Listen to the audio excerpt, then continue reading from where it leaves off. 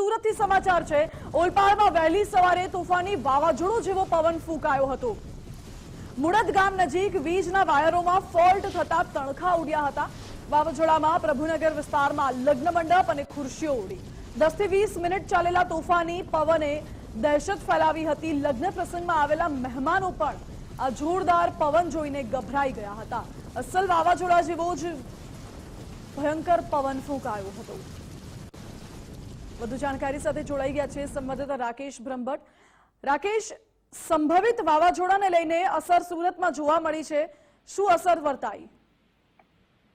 બિલકુલ, મોડી રાત્રે જે પ્રમાણે ભારે પવન ફૂંકાવાની સાથે વરસાદ છે તે સુરત જિલ્લામાં જોવા મળ્યો હતો, જેમાં ઓલપાડ તાલુકાની વાત કરવામાં આવે તો જે વહેલી સવારે તોફાની અને ગાજવીજ સાથે આવેલા વરસાદના કારણે અનેક સ્થળો પર તેની અસર પણ જોવા મળી હતી। લગ્ન મંડપ અને ખુરશી પણ છે તે ઉડી ગયા હતા। વાવાઝોડામાં પ્રભુનગર ખાતે આ ઘટના બની હતી, જ્યાં 10 થી 20 મિનિટ ચાલેલા તોફાની વાવાઝોડાએ વિસ્તારની દહેશત ફેલાવી હતી। લગ્ન પ્રસંગમાં આવેલા મહેમાનો વાવાઝોડું જોઈ અને ગભરાઈ ઉઠ્યા હતા। ઓલપાડમાં વહેલી સવારે આ તોફાની વાવાઝોડું છે તે ફૂંકાયું હતું। મુળદ ગામ નજીક વીજ વાયરોમાં પણ ફોલ્ટ થતા તણખલા ઉડ્યા હતા।